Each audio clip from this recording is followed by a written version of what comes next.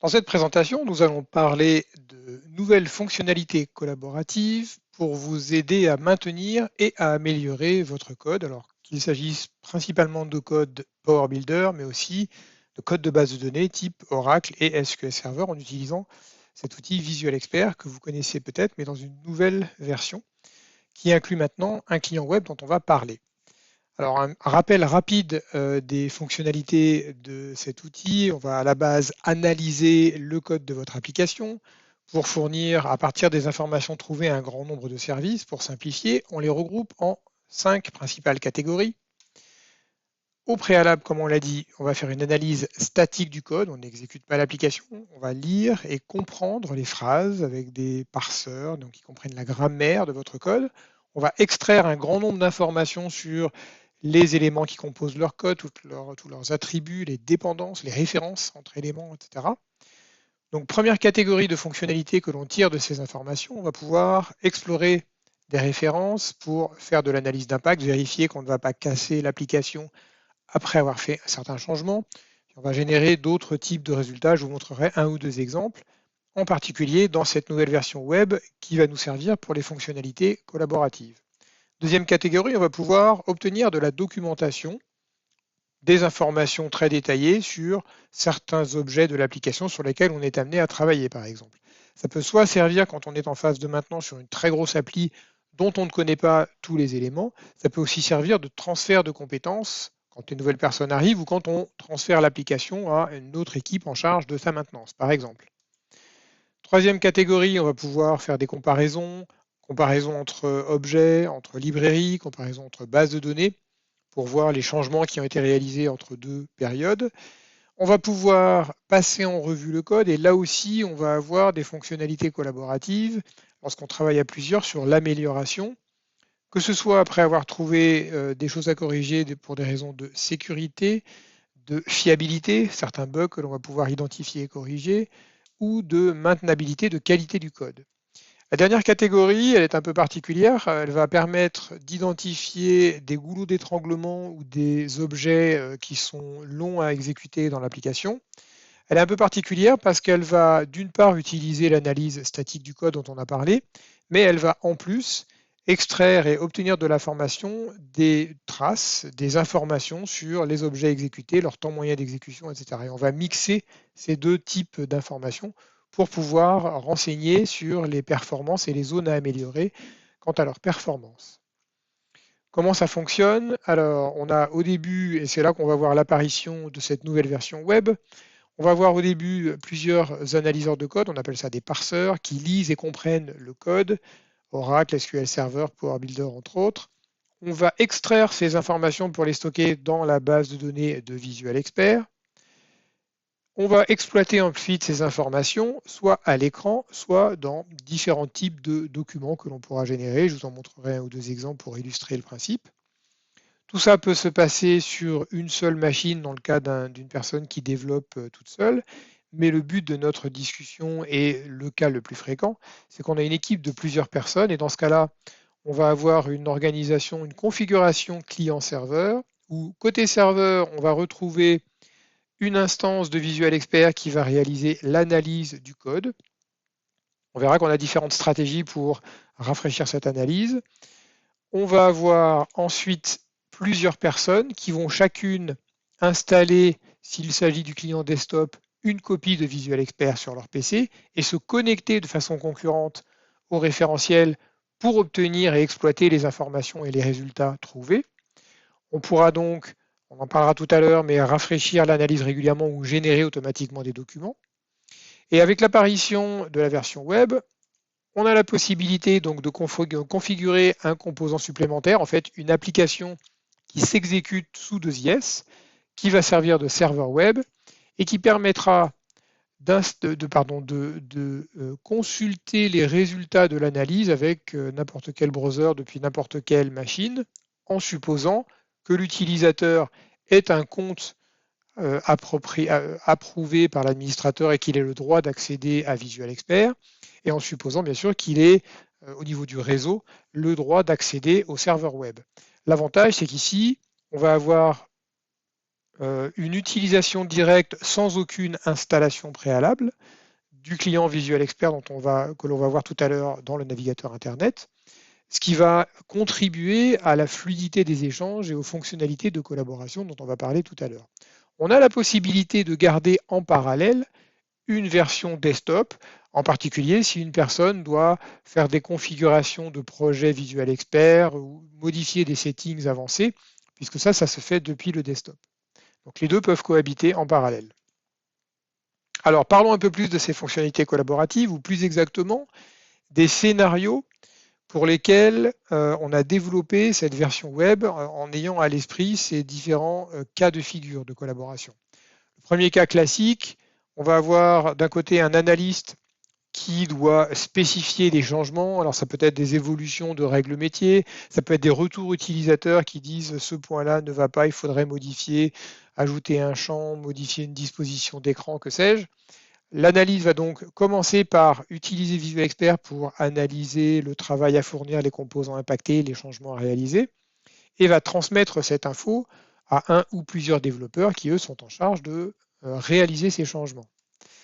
Autre cas, on va avoir des gens en charge d'auditer ou de vérifier le code sous différents aspects, comme on l'a dit, sécurité, performance, qualité, fiabilité, etc., qui vont identifier des problèmes à corriger et les passer là aussi à l'équipe de développement pour que ces modifs soient réalisés. Là aussi, on a besoin de faciliter les échanges. Des deux côtés, l'auditeur et les développeurs utiliseront Visual Expert, mais pas au même moment, et les développeurs partiront dans leur exploration du code des résultats transmis par l'auditeur. Le dernier cas qui ressemble à celui-là, c'est celui d'un architecte, alors là qui va plutôt spécifier et préparer des changements de plus grande ampleur, des montées de version, le fait de modulariser par exemple une application qui était monobloc et qu'on va pouvoir découper en différents modules indépendants pour plein de raisons, ou peut-être de faire des migrations totales ou partielles de certains composants vers d'autres technos par exemple. Là aussi, l'architecte doit utiliser Visual Expert pour analyser l'existant et spécifier ce que les développeurs doivent transposer, migrer, upgrader ou reproduire. Et à leur tour, ils utiliseront Visual Expert pour poursuivre l'exploration du code et préparer leurs modifications. Tous ces gens-là, tôt ou tard, peuvent être amenés à transmettre des rapports à des responsables. Alors, soit des rapports sur l'état de l'application, sa volumétrie, ça peut être par exemple pour chiffrer ou dimensionner un effort de migration. On va générer un rapport pour documenter un peu le volume de code et le nombre de composants impactés. Ça peut être aussi des rapports réguliers sur la vérification du code et sur les problèmes trouvés ou résolus d'ailleurs, pour avoir comme ça un retour auprès du manager sur la qualité et sur le niveau de sécurité qui est bon puisqu'on aura identifié et résolu toutes les failles de sécurité trouvées par Visual Expert. À quel moment on pourra analyser le code et dans quelle source, à quel endroit on pourra aller le chercher. Donc là aussi, puisqu'on pense équipe, collaboration, on essaye de faciliter cette mise en œuvre de Visual Expert de telle sorte que les différentes personnes concernées n'aient pas besoin de se préoccuper de démarrer quelque chose, de lancer une analyse tout de suite. Tout ça doit être déjà fait, doit être facile à accéder. Alors, pour rendre ce fonctionnement le plus facile possible, d'une part, on a plusieurs stratégies pour déclencher les analyses. On peut le faire à la demande, simplement. J'ouvre Visual Expert, j'appuie sur un bouton et je lance l'analyse. On peut le faire, c'est ce que l'on voit ici, par exemple, en utilisant le scheduler qui est intégré à Visual Expert. Donc, je crée un projet en choisissant le code à analyser ou l'application. Et je dis en même temps que chaque jour ou chaque nuit ou chaque semaine, je veux rafraîchir l'analyse. Une autre option consiste, si vous avez mis en place un processus, un workflow d'intégration continue, à définir dans ce workflow un job spécifique à Visual Expert et à l'inspection du code, par exemple. Et donc, on va avoir dans ce job des actions qui vont se succéder automatiquement pour ouvrir Visual Expert, ouvrir le projet, analyser le code, générer les résultats, refermer Visual Expert et éventuellement passer au projet suivant. On pourra d'ailleurs avoir un job qui se déclenche automatiquement à chaque fois qu'un nouveau build est disponible, parce qu'on veut vérifier avant d'aller plus loin que ce build n'inclut pas par exemple de failles de sécurité.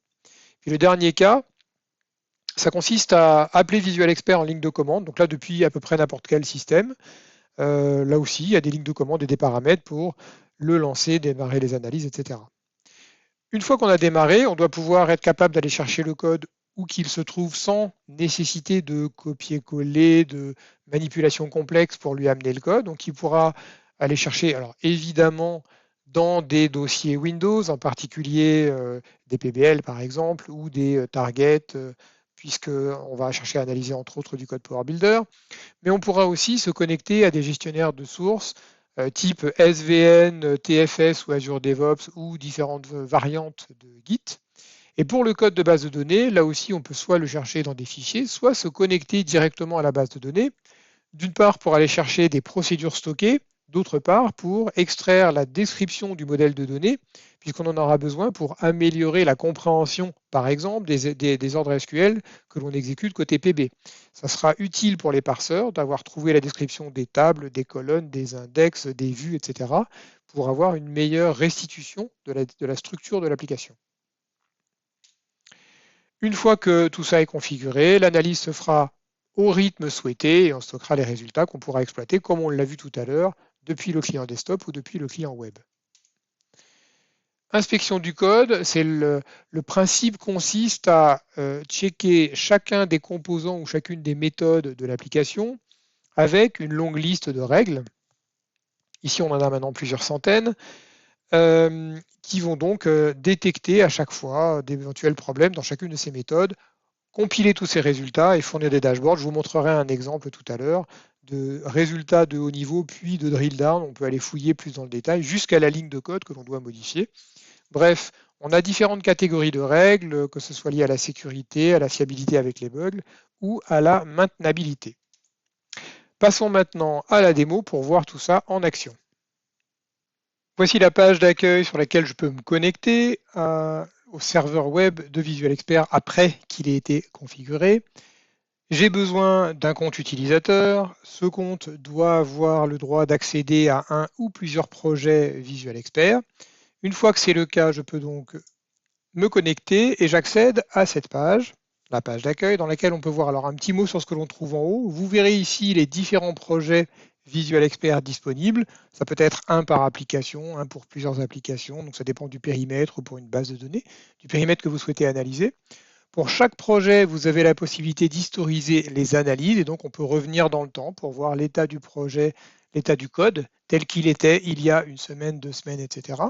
On pourra faire une recherche globale sur tous les éléments qui sont dans le projet en partant soit avec une simple recherche textuelle, soit avec des critères de recherche plus avancés.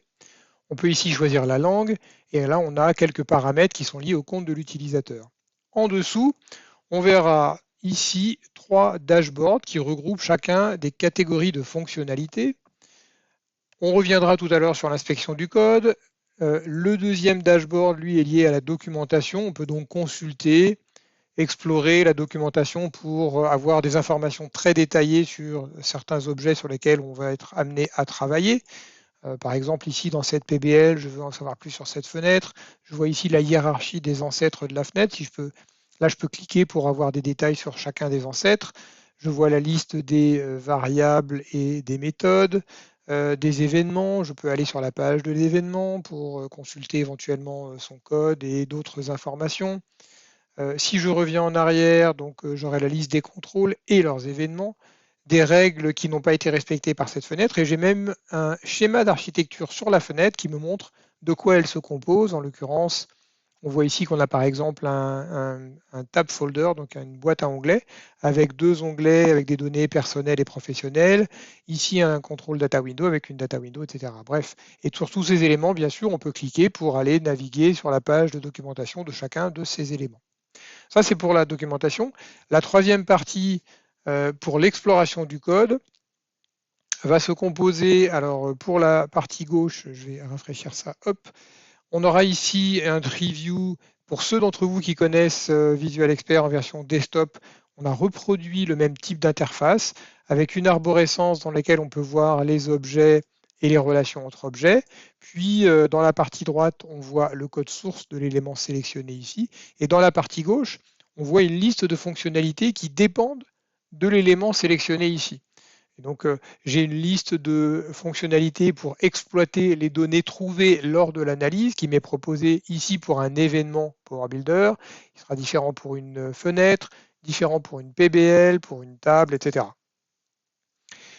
Alors, un mot au passage, en prenant tout de suite un premier exemple de collaboration. Si j'étais en train d'explorer le code et que je trouve en particulier un objet sur lequel il y a des modifications à réaliser et que je veux passer à mes collègues, par exemple, cette page pour leur dire est-ce que tu peux consulter, vérifier, tu verras là-dedans, ou même un événement particulier. Voici le code dont je t'ai parlé pour lequel il faut faire la modification XYZ. C'est assez simple. On peut simplement transmettre l'URL avec une messagerie instantanée, Teams, Skype, que sais-je, ou par email. Et votre collègue pourra ouvrir la même page et aura exactement la même vision que celle que vous aviez. C'est un premier exemple assez simple de une première personne qui analyse et spécifie et qui envoie des instructions avec des pages particulières sur le code à la personne qui doit faire les modifications. Je reviens ici sur l'exploration du code. Donc on retrouve, comme je le disais, des fonctionnalités pour ceux qui connaissent la version desktop qui sont assez similaires. On peut par exemple faire des analyses d'impact. Si je veux savoir, je prends la liste des tables qui sont là, je demande la liste des colonnes de cette table et je veux savoir tous les endroits du code qui font référence à cette colonne en particulier, l'identifiant de la table produit.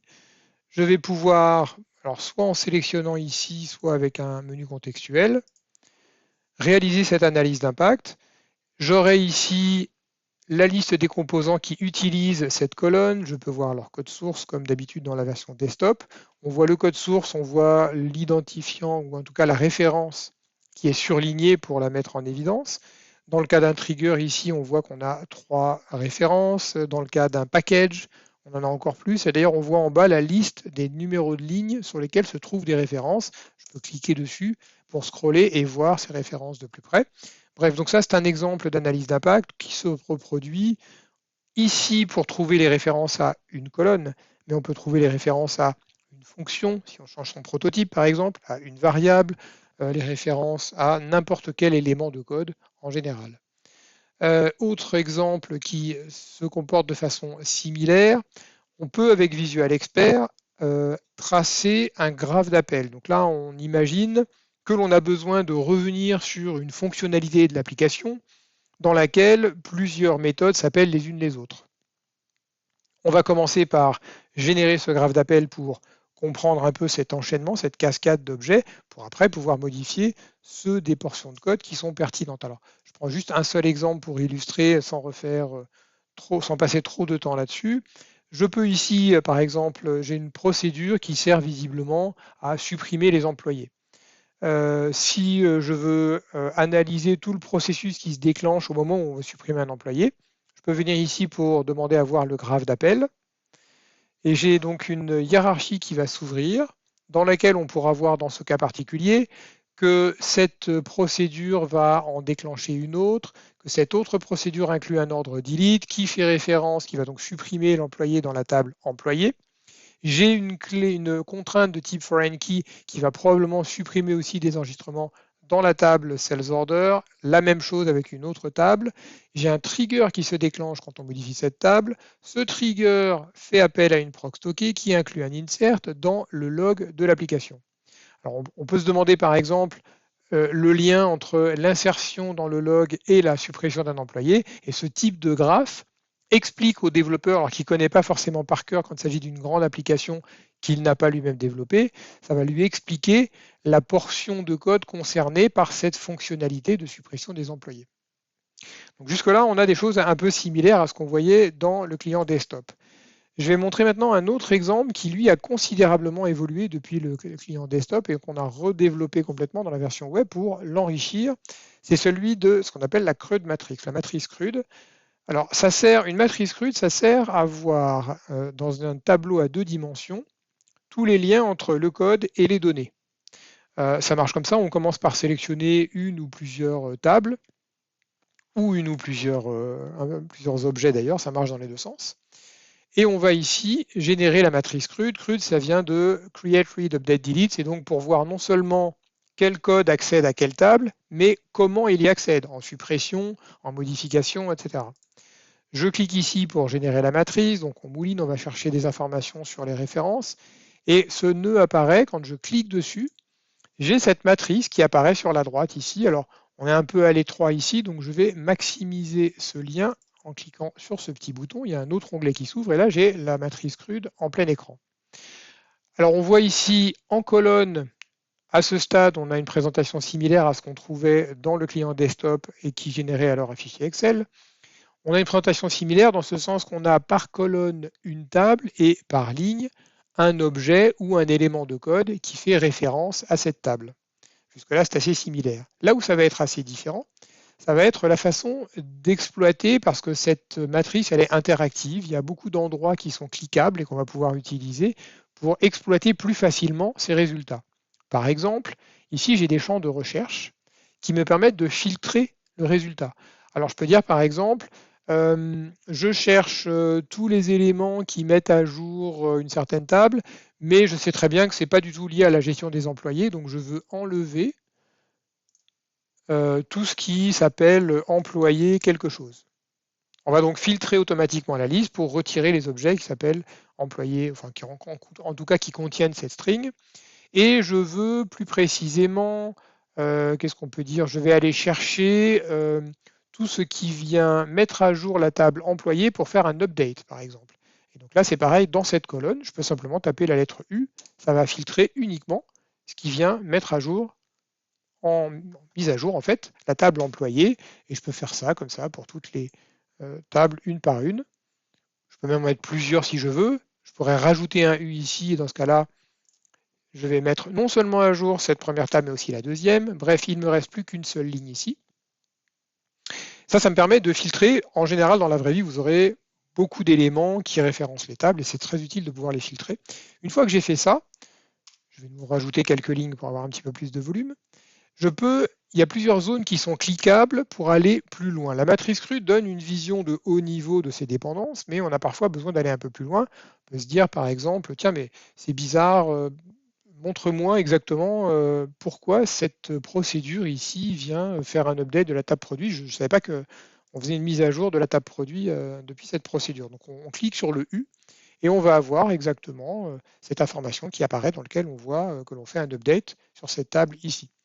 Plus généralement, je peux me dire, tiens, c'est curieux, il y a quand même beaucoup de références dans ce truc-là. Montre-moi la liste de toutes les références depuis ce fichier PLSQL. Et donc là, on va avoir dans l'explorateur, cette fois-ci, le fichier PLSQL qui va s'ouvrir, dans lequel on pourra avoir son code source. Et on pourra ici voir en particulier, si on veut, les ordres insert ou les ordres update, delete, que sais-je, pour aller zoomer sur ces parties-là en particulier. Et donc, en partant de là, j'ai la possibilité de regarder un par un les deletes à l'intérieur de ce fichier PLSQL et de voir le code correspondant à chacun de ces SQL. Je peux aussi partir cette fois-ci de l'entête de la matrice, par exemple, pour me dire, mais montre-moi en détail, c'est un peu ce qu'on a fait tout à l'heure depuis l'explorateur de code, montre-moi en détail l'analyse d'impact sur cette table. On aura le même résultat que tout à l'heure. Ou alors, je peux demander à voir la documentation sur cette table si c'est nécessaire, de même que je peux avoir ici la documentation sur ces différents objets avec le petit bouton qui est ici. Ça m'étonne de ce que vous venez de voir dans la référence sur la matrice. Je veux en savoir plus, je veux regarder la documentation, je clique ici et je vais ouvrir la page de la documentation sur cet objet en particulier. Et si c'est là un résultat pertinent, comme on l'a dit tout à l'heure, je peux transférer le lien à mon collègue qui va prendre la suite pour faire les modifications nécessaires. Donc la matrice CRUD, elle est là effectivement pour donner une vision au premier niveau, puis aller dans le détail jusqu'à l'instruction même jusqu'au code, auquel cas la personne qui prépare le boulot peut éventuellement passer des liens à ses collègues. Alors on va revenir maintenant sur le premier bureau que l'on a passé assez rapidement, sur l'inspection du code. L'inspection du code, donc comme je le mentionnais, on a un grand nombre de règles qui vont vérifier le code un peu sous toutes ses coutures. Ces règles sont réparties par niveau de sévérité, critique, majeur, mineur, etc. et par type, bugs, failles de sécurité, maintenance, etc. On a quelques indicateurs de haut niveau ici pour donner en quelque sorte un état de santé de l'application. Et à partir de ce dashboard, de ce tableau de bord un peu général, on peut commencer à zoomer de façon un peu plus détaillée. Par exemple, je veux me focaliser sur les problèmes catégorisés comme major, donc important en français. On va avoir cette deuxième page qui s'ouvre dans laquelle on voit ici un graphe qui montre l'évolution de ce nombre de problèmes dans le temps. Alors ici c'est flat parce qu'on n'a pas fait de changement dans le code, on a refait la même analyse. Mais au fur et à mesure qu'on va corriger, la courbe ici va s'abaisser. Ça permet par exemple de contrôler qu'on va dans la bonne direction et qu'on a progressivement résolu les problèmes critiques que l'on voulait résoudre. En dessous, on a la liste des règles qui correspondent à cette catégorie de problèmes. Et on voit ici, par exemple, le nombre de problèmes que l'on a rencontrés. Si je clique sur l'une de ces règles, par exemple ici, j'ai une règle en cliquant dessus qui s'ouvre, dans laquelle je peux au-dessus voir une description de la règle avec des exemples de code conforme et des exemples de code non conforme. Et en dessous, j'ai la liste des objets qui ne respectent pas cette règle. Et donc, je peux comme ça vérifier un par un. Si je veux vérifier à quel endroit exactement dans le code on ne respecte pas la règle, je vais simplement cliquer dessus et je vais pouvoir avoir le code qui s'ouvre et surligner en jaune la zone qui correspond à enfin plus exactement, qui ne correspond pas, qui ne respecte pas la règle. Bon, là, on peut imaginer aussi une collaboration à deux étapes où une première personne est là pour surveiller l'application, vérifier que, une fois qu'on a tout traité dans un premier temps, d'autres problèmes ne réapparaissent pas, des problèmes de sécurité peut-être ou des bugs.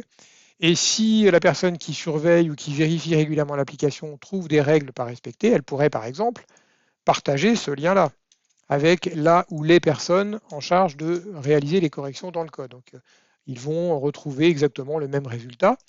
Ou alors, on peut aller un grand plus loin et dire, donc, on les vérifie. Donc, une personne vérifie ses problèmes un par un, vérifie le code, et pour ceux des cas que l'on estime suffisamment important pour être corrigé, à ce moment-là, c'est uniquement ce lien-là qu'on va mettre dans une liste, qu'on va mettre dans un email ou qu'on va passer un par un à la personne qui sera en charge de réaliser ces corrections.